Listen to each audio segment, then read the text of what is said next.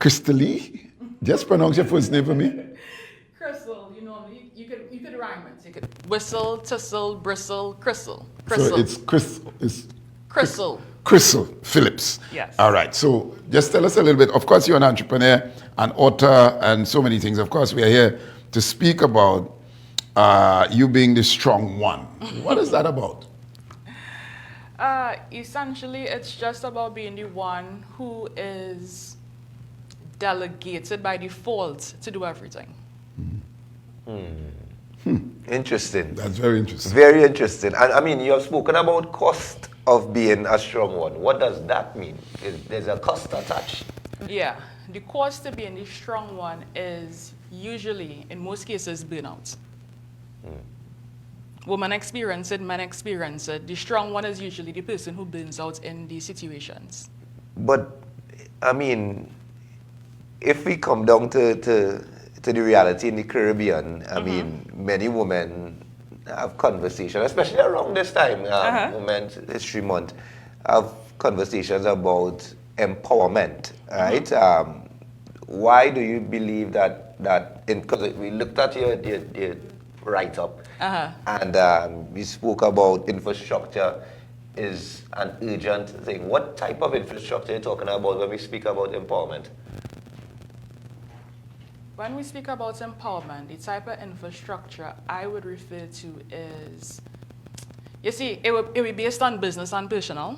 It would be putting the different structural organization in either places about taking stock of what you do and why you do it. To find out what is based on your skill versus your availability. And not to confuse both of them. As founder of multiple companies, what is basically and partner has you observe that led to burnout among entrepreneurs? That exact same thing. Confusion of what is their skill, the confusion of what is their skill versus what is dependent on their availability. For some reason, persons believe that you're supposed to always be going. You're supposed to always be doing the most, and that is the furthest from the truth. Because even the Duracell battery runs out. Right? So you need some level of structure and organization in yourself, in your home life and in your business life to ensure that you don't burn out. And how does cultural conditioning influence the way Caribbean women approaches responsibility in business and family life? That's the thing, because we have this narrative. It's a double-edged sword, really. Because we are told and we are shown that women are powerful, women are strong, women are great, women are all of these things, which we are. I would never say that we aren't. We definitely are.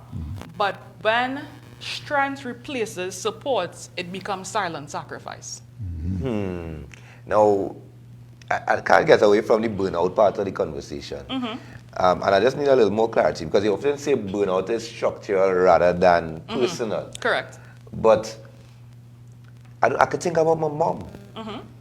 She will go above and beyond naturally, and that can be, when you say structural, it's kind of innate. But can you explain exactly that juxtaposition, that structural versus... Is it naturally though?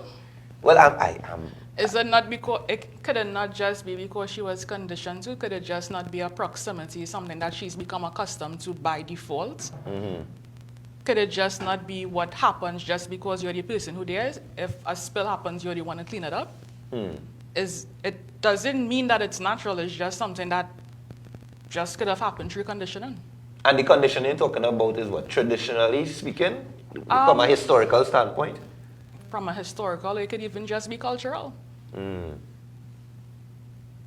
It isn't. Both things can be true at the same time. And if we shift to leadership, what is the difference between professional and sustainable leadership? Professional and sustainable leadership, I would say, would come down to the durability. to see what could actually continue going if you are not present. With everything falling like a pack of cards if you're absent one day. But I mean, and this is a conversation as well, right? Yeah. And if I use I use my mom because she's probably listening right now. She may make a comment like that. If I didn't do this and do this, it's all hell break loose. And that is something that you will hear women uttering from time to time. So I think placing all of this into the conversation, you would find a number of nuances naturally. Interesting, brother. Yeah, indeed. And how can women build businesses that do not depend and contain availability or exhaustion? How do they build that type of business? Again, this would go back to understand. Okay, so when I say skill versus availability, this is what I mean. So certain things is dependent on your particular skill. So your mom, let's say is you one other person and her in the house and she's the only cook. Your life depends on her cooking. If she doesn't cook in the home, let's say you don't eat out, whatever the case may be, for you to sustain yourself, you need her to cook. That's her skill. But her availability is something else. So she needs to be able to separate skill from availability, because you have things that could be sustained just based on her skill versus her availability. So once you're able to identify and separate the two, not allow them to overlap and overburden you or exhaust you, that's the, I guess I would say, the equation for sustainability. By nature, women can multitask. We hear that often. I used to watch my mother hand wash on the juking, well, it was a juking board, and she's cooking at the same time. And so many things she's doing at the same time. Never complained about any issue with the chores that she had to do. So she had to balance all of that, and then had to fight up with going to, well, in those days were 10 days and so on. Let's talk about that as for a successful woman, having to manage all these arms of responsibility, should we say, as how best to navigate her way to being successful as an entrepreneur. Multitasking, basically. Multitasking. So I will tell my staff, you organize your day or your time based on blocks, based on time, based on priority. And that is what I would assume mom would have done. But then again, that would again come back to what I was saying earlier when I spoke about silent sacrifice. Even though she was doing it, again, a system without support becomes silent sacrifice. So she may have done it, yours might have done it, might have done it, I might have done it, but it does become a silent sacrifice. You do it. You don't complain about it, but it is a silent sacrifice. A silent sacrifice. You wrote a memoir, Breaking Barrels, on parenting the parent. And you explore caregiving and boundaries. How do those themes connect to entrepreneurship?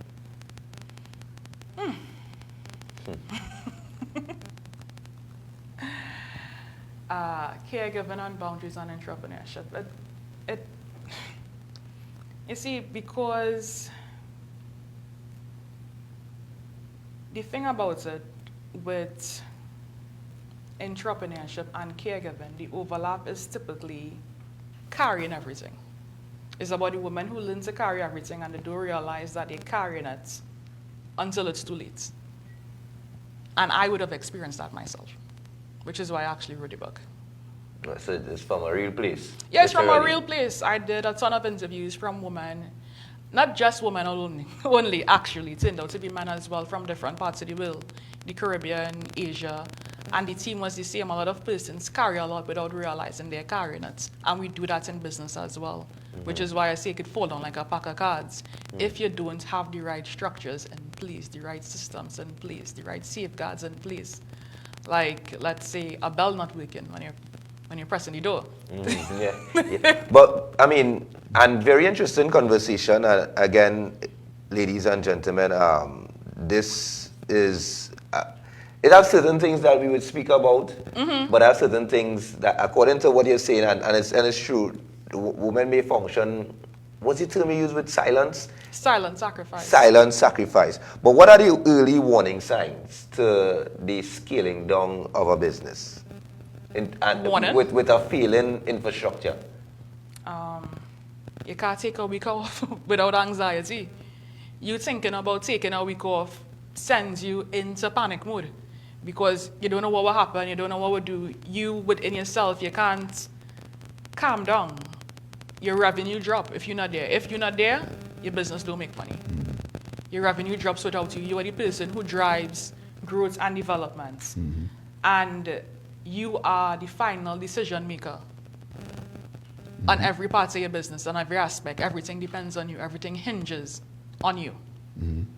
And for women in Tobago who feels overwhelmed but capable, what is one practical shift they can make in this year? It'll be more than one. The first thing I would say is to give yourself grace. It's something, for some reason, a lot of us don't do enough of. We don't give yourself enough grace. You would never talk to a friend the way you talk to yourself. You would never push a friend the way you want to push yourself. And then the second thing I would say is to, in your life and in business, circle the things that require your skill versus your availability. And look for the pattern and see where you could actually scale back and notice what causes your exhaustion and what could be delegated. You mentioned earlier about if the pillar is my business as a female, and if I'm not there, it falls, or maybe I go on vacation, I leave somebody in charge, that person is not responsible, they don't look after the business as I would. What recommendations are there for people who have businesses? I'm covering both genders, male and female, and it happens. Yeah. Of course. What do you do when you recognize you don't have a strong second hand, so to speak? You look inward, I guess, and realize why you don't have a strong second hand. Because a lot of the times, it's maybe you don't trust to hand over parts of your business to somebody else.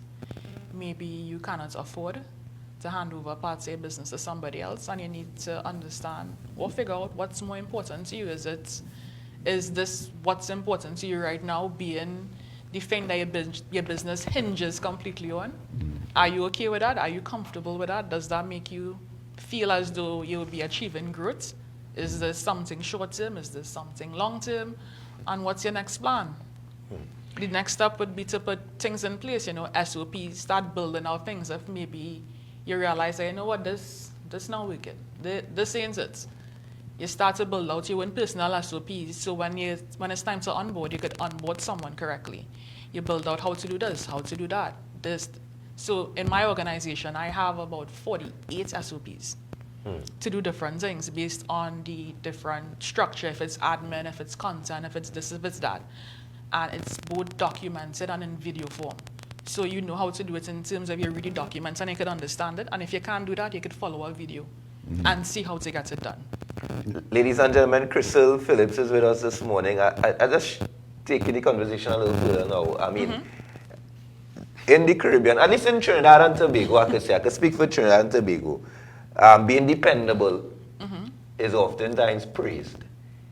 Yeah, and oftentimes boasted, But how can women tell the difference between healthy responsibility and harmful overworking or overfunctioning?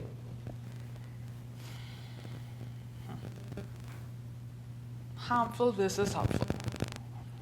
I would say is the anxiety you feel. Again, it would be based on how you feel within yourself. It would be based on the feedback that you get from others. She always available, she always this, she always that. And if it's not you, who else? It's good to be helpful, but it's also good to have another place to point persons to or place to point customers to. So like if a customer have a question for me and they can't get me, they have other people they could depend on. They have other resources I could point them to that they don't necessarily need to talk to me. You move the dependency from you to your company. You are not your company is not you. You separate church and state, right? And they would, in my case, in Trinidad, you would look at me as, yes, your equipment suppliers, right? And I don't want them saying, Crystal, Crystal, Crystal, Crystal. I want you saying, your equipment, yes, yes, yes, yes, yes. The acronym is yes. Say yes, yes, yes, yes, yes. Not me, me, me, me, me. And you shift that dependency, so it's not on you as the person, but it's the onus is on the business, so the business can thrive without you. And now the business becomes dependable, and the business is not just one person, the business is multiple people or multiple things or multiple systems, not just hinging on a person. But the business starts, let's say, coming to the whole question of handling success, there are some people, their head gets swell, and they lose the focus. So all that you spoke to there, when the business becomes or is carrying itself, it is running that it takes care of bills, it takes care of staff, and you just reap the reward of the investment that was made, right? But in some cases, there are those who don't know how to handle success. They start going a direction that maybe, for example, they may take up a bad habit. Let's say gambling. And all the profits goes down there and staff start to complain and the business starts to fall as a result of not being able to manage this overwhelming success. Let's speak to when that happens, what happens? Well, I guess the first step in that will be awareness. You need to be aware that you have a problem. You need to be open to accept the fact that you have a problem. I guess it's like an addict. You need to go through these steps. You need to be able to accept. You need to be able to understand. You need to have a board or a group of people that could hold you accountable. So it could be like, Crystal, you're making problems. You're doing this, you're doing that. The profit line has gone down because of X, Y, Z. And changes need to be made. I would say you would need to step down as a particular role and become a salaried member versus the person who is the key person who signs off and funnels the money this particular way. You would need to change your position in your own business. It happens. I have personally seen it happen within the last 6 months in a company. Right? The owner, he traveled a lot using the business expenses. I'm talking Dubai, India, several times a year. He's going back and forth, dipping into the business. In the end, bankruptcy. You see? And it wasn't, the business was growing, but it wasn't really profitable to handle the level of fame that he was soaring at. And he would have benefited in having a board that could check him and say, well, okay, this month, 10,000 US is your salary, and this is what you could spend.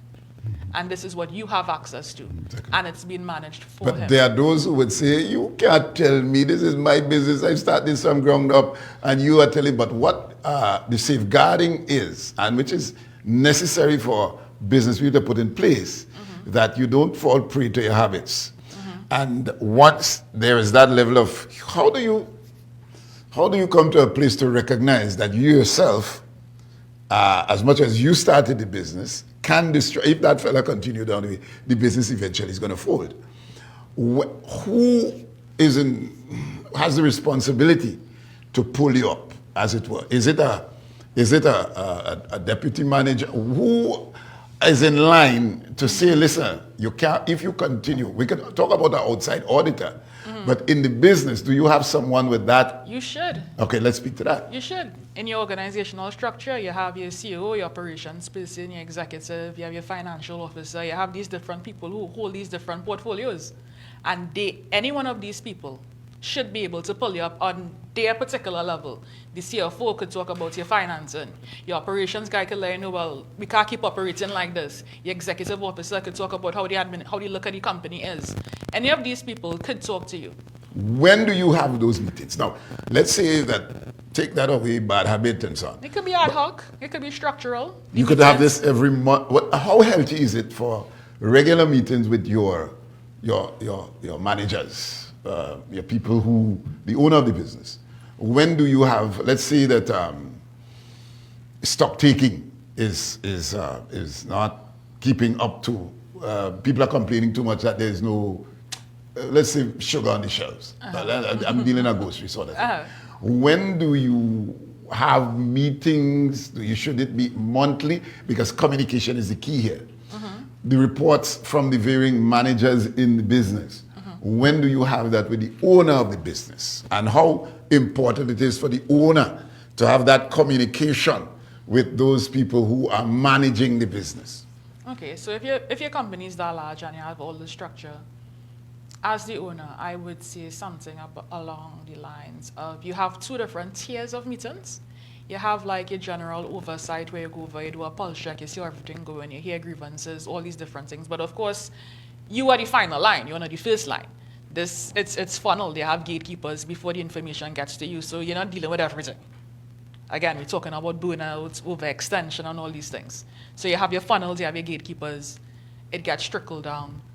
So in my organization, I have bi-weekly meetings. I have meetings every Tuesday, every Friday. Tuesday is a pulse check. Friday is the update, the gaps, the problems. I check if you're green, you're red, you're yellow, in terms of what's going on. In a larger organization, that might be unsustainable. So you can do the same thing bi-monthly in terms of meeting with you, the owner. But your staff, your general staff, let's say managers and their supervisors, maybe they could possibly have bi-weekly meetings. And then you have your meeting twice on Monday, 15th and the 30th. You said it's a grocery, maybe it's based on when you're restocking, when is your restock cycle. If your suppliers come in on the 20th, you could have a meeting right before when you could do something like you could order the supply, order the demand, and do it before and do it after. And you could plan your meetings around that. So it needs to make sense to you. Just wouldn't do it the first and the 30th just because you had to plan it around some type of variable in your organization that you need to track and you need to measure. Before we close, sometimes your business or the success of your business is built on survival mode. And that can be a good thing. As a matter of fact, when you listen to a number of testimonies and so on, you hear that the reason I'm here is because I would have made certain sacrifices and I was in survival mode. But that too could lead into the burnout that you're talking about. Correct. When do you pause and rebuild without burning down the successes that you would have already achieved? There's no real pause on it. If it's your business and you're still in survival struggle mode, you need to make pauses incrementally. Manage your time, manage your blocks, manage your staff, and build your structure. Build so you could still be manageable, so you could still not lose yourself in your business. You still need to be a person at the end of the day. You're not just a business, which is why the focus is what I do. Even though it's just selling equipment, what I do is build structure so entrepreneurs could grow without becoming exhausted. So the growth of their business is independent on exhaustion. Yeah. All right. Anything else you want to share with young ladies coming up who want to get into business? What advice would you give them, given the success that you've had? Aim for the stars. Aim for the stars. Start building your SOPs from the beginning because structure is important. And not for one moment believe that you can't do it because you could. You help entrepreneurs put structure in place and so on. So feel free to share the service and what you offer. Okay, so I help founders identify weak systems, delegation gaps, financial fragility, and decision overload before these weaknesses cause them their health or their business. Right? So this is just, so the thing is I have multiple businesses. Right? So the core business in the Caribbean, in Trinidad is, yes, your equipment suppliers. And what we do, if you want to break it down to the smallest variable, is we add automation to agro-processing business. So I'm in the agricultural field. Okay. Right? So I help agro-processors. I have a lot of Tobago customers as well. I help them add automation into their process. So let's say you're plucking chicken, you're making animal pellets, you're making juice, you're making body butters, whatever product you're making, I help you understand what is the item that's missing to give you back that very important thing that you came into business for, which is time. Which is time. Which is time. Most of us got into business because you want time, you want autonomy, you want to live. You don't want to be behind a desk you don't want to be getting ready for work at 5 o'clock, go down in traffic, reach to work for 7:45, start at work, hire lunch, run through, eat quick, finish work 4 o'clock, and you're building somebody else's business. You want to contribute towards you, your legacy, your growth, your development. Ms. Right? Phillips, Ms. Phillips, you know, you mentioned time. And many of us do not know how to manage time. How important it is for business men and women, business people, to understand the value of time. When you said time there, there's an old saying that says time is money. Time is money. Time is currency. Time is currency. Let's speak to that. When you so let's say you're having basically a lecture with us now. We have we had conversation, but we're going to, and it's my comfortable part of having any conversation where I can speak freely. Do we understand the value of time? Do we understand when the sun sets? What it means to get up before the sun or to be in time to open that business, to know when to close, to know when. Time. Let's talk that. How important is time, the currency of time? The currency of time is priceless because it's not just your time, it's the other person's time as well. Wow. It's a contract. It's my time and it's your time. So us being here, you're giving me your time, I'm giving you my time, and the viewers are giving us their time. And the most important thing is any of us could be doing something else right now. But we choose to do this with our time, and you only have 24 hours in a day. And we are taking this time to do this. So you're allocating a significant part of your life to this right now. Everybody involved, while they could be doing something else. So we need to respect that time. Okay. You said agri processing, right? There are some businesses. I would call one business because I was really impressed. Because I knew when he started, or they started, walking, selling punches and juices in a little cooler. And they walked, and now they have an establishment. It's called Island Vibe. You might be familiar. But anyway, I'm coming to the young entrepreneur who's listening, who don't have a clue, but have an idea as to this can make me a millionaire. And I don't want to outline those people, but I knew when they started. And I used to look at that as saying, this and this can take you somewhere. What do you do when you have a dream or an idea for a business, but you really don't know how to get started? What advice do you give to people with the dreamers? The dreamers, we're in 2026. It have too much resources for your dream to still be a dream.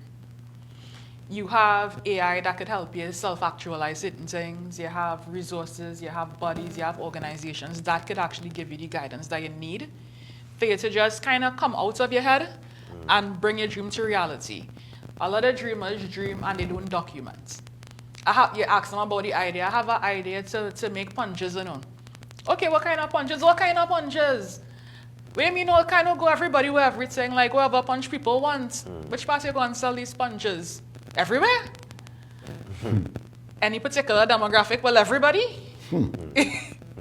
Okay, cool. You go and put them in a bottle or a pouch. How you go and sell them? Well, boy, I didn't think about that yet, But probably bottle everybody in bottle. And the thing is, because it's just a dream and you don't document what you're going to do, to be honest, it's just a dream. It's just literally like a dream is a fleeting thing because you have no documentation of a plan. You don't know that you want to sell vegan punches with vegan inputs. You don't know the cost of soy. You don't know the cost of this to make your product. You don't know the cost of the bottle. You don't know the size. You don't know your market. You don't know your demographic. You don't know where you're going to go. You don't know the colors that sell. You don't know what attractive. You don't know the labeling requirements. You don't know who have a mandate to sell local from who pushing this. You don't know what, you're not paying attention to your seasonal fruits, your seasonal crops, the farmers in your area. You really don't know nothing. And you just have this dream. How could it become reality? Until you do the work, you do the research, and you start documenting. And you realize that, you know what, this dream go and cost me $15,000. How I go and work towards turning this dream, because since I now know all the inputs, all the things, it needs $15,000 to start. Now, where am I going to get 20,000? Because, of course, we need to have a little something for overhead, right? How am I going to get 20,000? How do I begin qualifying for 20,000? Do I need to get a job? Do I need to get a loan? Do I go to the THA and get a grant? Like, how do I get this now? That's what I would tell you dreamers. I think it comes back to the structural part of the conversation we were speaking about earlier Correct. on, because even before you start, you could end up burnout because you're stressed, because you don't have a way to go, Correct. and you don't have all the answers readily available in terms of documentation. Yeah, that happened when I was coming to the airport to come to Tobago. The TTRS I took, the driver, she had a business. Oddly enough, she had a business idea. She wanted to go into a particular product, and she was just in her head. And while talking to me, she became overwhelmed, which was the darndest thing. She said she registered the business years ago, but she has not taken a step forward. She's just been stressing about this, stressing about it, and I'm like, why? Who you talk to? Who you reach out to? I don't know where to start. I have so much ideas, and I'm like, documents. You know, we took one trip. She go on us to Piaco, and she came out, she hugged me, you know, and it's like, because you're in your head, you're not doing the things. Do the things. Excellent. Excellent. I'm really, you know, I really relish this part of the conversation. And I really wish that we can have you again at some point in time, or maybe lectures, and so as to, you know, inspire young ladies and young men who need it, you know, need the guidance. And because what you outlined there just now about documenting is very critical for any success of any plan that we are going for. I've worked at large corporations, cooperating Wood Islands, and they don't have SOPs. It's the wildest thing. You jump into an organization, and they don't have a SOP, they don't have a guidance, they don't have a path, and you're just expected to know the job.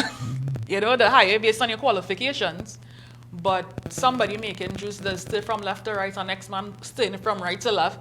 Everybody do things differently, even though it's the same job. And if you come into an organization with no type of guide and practice, what do you expect beside chaos? Excellent. All right, thank you again for being here this morning. All the best to you, and indeed, very, very informative indeed. All right, thank you, ma'am. All right, so we go for the break. When we come back, we should have ready Mr. Keegan Denoon with us this morning. See you after the break.